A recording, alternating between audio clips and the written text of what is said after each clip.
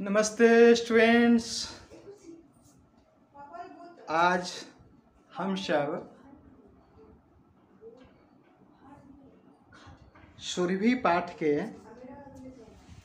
शुरुआती चैप्टर शिष्टाचार पढ़ने जा रहे हैं। जैसा कि शब्द ही है शिष्टाचार, इसमें दो शब्द हैं, शिष्ट और आचार। आचार मतलब यानी व्यवहार, आचरण है ना, व्यवहार आचरण को कहते हैं। तो शिष्ट आचार है ना, हम एक दूसरे को सही तरीके से बात करें, ठीक है, सही तरीके से बात करें, सही से हम दूसरे के साथ आचरण करें, यही शिष्टाचार कहलाता है ना। जब भी हम एक दूसरे से मिलते हैं तो बड़ा ही सहज और सरल तरीके से मिलते हैं, तो आपको वर्षों तक लोग याद रखते हैं, है ना। आपका व्यवहार, आपका आचरण आपका काम आता है, ठीक है। तो स्टूडेंट्स, आज हम लोग शिष्टाचार, एक संस्कृत में श्लोक आया है, मैं जो बता रहा हूँ, ध्यान देंगे, सुनेंगे तो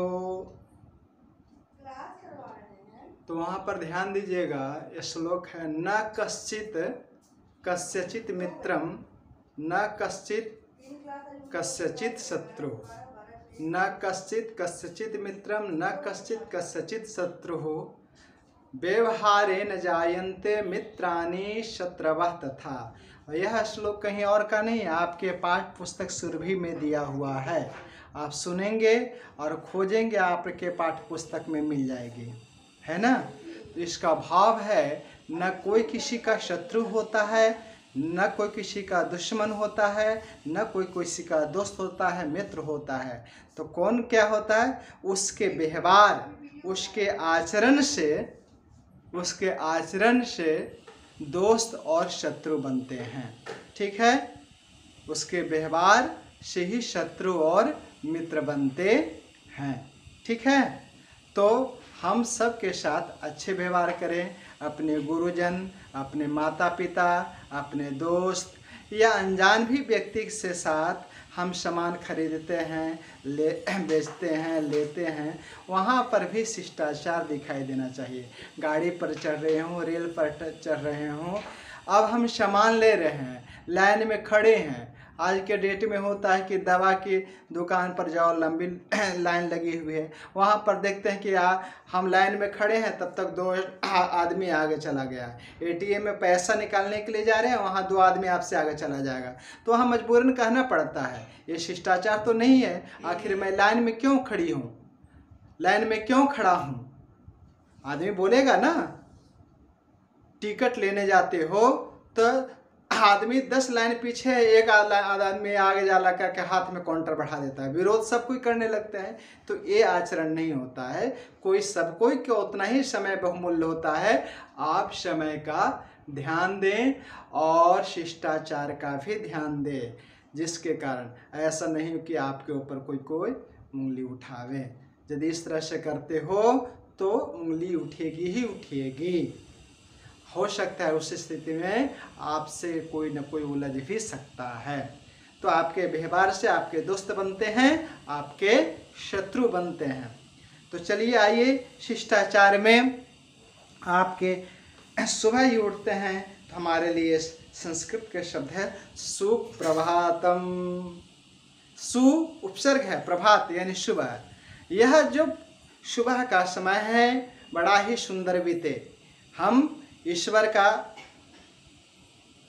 अंश हैं, ईश्वर मुझे खुश रखें, आपको भी खुश रखें, है ना।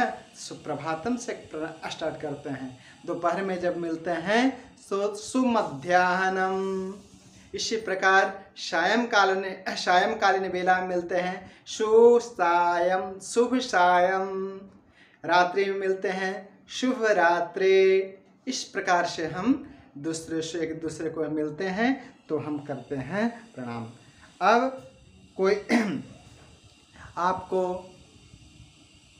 कोई काम कर दिया या कुछ मदद कर दिया तो आप क्या करते हैं? धन्यवादः, धन्यवादः। आगे मिलते हैं, आप किसी को रिक्वेस्ट कर रहे हैं तो कृपया, कृपया, कृपया बोलते हैं। ठीक है, समीचीनम, समीचीनम, अस्तु, ये काम हो जाएगा, अस्तु, ठीक है, हो जाएगा, अस्तु भविष्यति। क्षमा करें, क्षम्यताम, क्षम्यताम, क्षमा करें, है ना, कुछ गलती पर। आपके दोस्त आपसे मिलते हैं, आते हैं, जाते हैं, तो उस समय जो कहते हैं पुनः मिलामः, पुनः मिलते हैं। अब स्टूडेंट्स, जो अगला जो चैप्टर है इसी में भी हे प्रभु, हे शिष्टाचार के साथ साथ मैं हे प्रभु गीत को भी ले रहा हूँ। यह इस गीत में ईश्वर से प्रार्थना गाई गई है। चूँकि सुबह सुबह उठते हैं तो ईश्वर से हम प्रार्थना करें। क्या है प्रार्थना? सद्बुद्धिम, हे प्रभो सद्बुद्धिम अच्छा, हे ईश्वर मुझे सद्बुद्धि दो, अच्छी बुद्धि दो। सत्य कार्यानि करिष्यामि, अच्छे काम करूँगा, है ना। बुद्धि तो रहती है लेकिन बुद्धि कुछ लोग गलत काम में उपयोग लेने लगते हैं, इसलिए सद्बुद्धि देने के लिए प्रार्थना की गई है। मह्यम शरीर बलम प्रयच्छ, मुझे शरीर में बल दो। बल दो तो क्या करेंगे? उस बल का, ताकत का क्या करेंगे? अन्येषाम रक्षाम करिष्यामि, दूसरों की रक्षा करूँगा। मह्यम मधुर वाणीम प्रयच्छ, मधुर वाणी दो, और मधुर वाणी मिलने पर क्या करूँगा? तो सदैव मधुरम वदिष्यामि, हमेशा मधुर बोलूँगा। मह्यम श्रवण शक्तिम प्रयच्छ, सुनने की क्षमता दो, है ना, सुनने की क्षमता दो। हित वचनानाम श्रवणम करिष्यामि, हित वचन, हितकारी वचन ही सुनूंगा, गलत बात नहीं सुनूंगा। गलत सजेशन कोई देता है तो नहीं सुनूंगा। यह ईश्वर से यही प्रार्थना गाई गई है कि हम हमेशा जो ईश्वर, हे ईश्वर आपका मैं सेवक हूँ, मैं आपका ही हूँ, इसलिए मुझे इस तरह की ताकत प्रदान करें, मैं अच्छे रास्ते पर चलूँ। आज अच्छे रास्ते पर चलने वाले बहुत सारे लोग हैं, विपद काल में भी सहायता के लिए आगे बढ़ रहे हैं। तो इस तरह से हम यदि एक दूसरे को मदद न करेंगे तो यह सृष्टि नहीं चलने वाली है। मदद आप अपनी वाणी से, अपने व्यवहार से, अपने कर्म से, अपने आचरण से करें, है ना। तो इस तरह का हमेशा ख्याल रखें और जिससे आपका जीवन सुंदर बीते। नहीं तो आप यदि गलत सोचेंगे